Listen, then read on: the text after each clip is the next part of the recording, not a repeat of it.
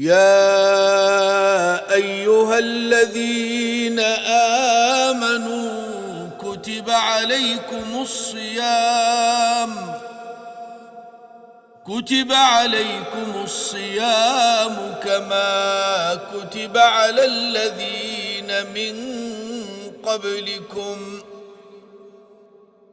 كتب عليكم الصيام كما كتب على الذين من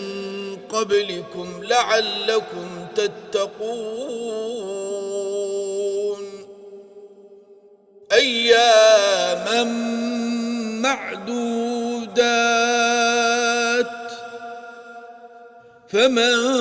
كان منكم مريضا أو على سفر فعدة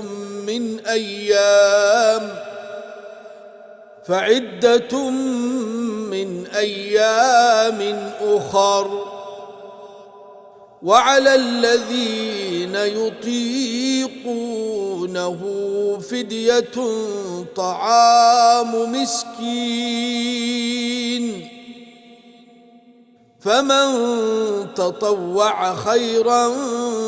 فهو خير له وأن تصوموا خير لكم إن كنتم تعلمون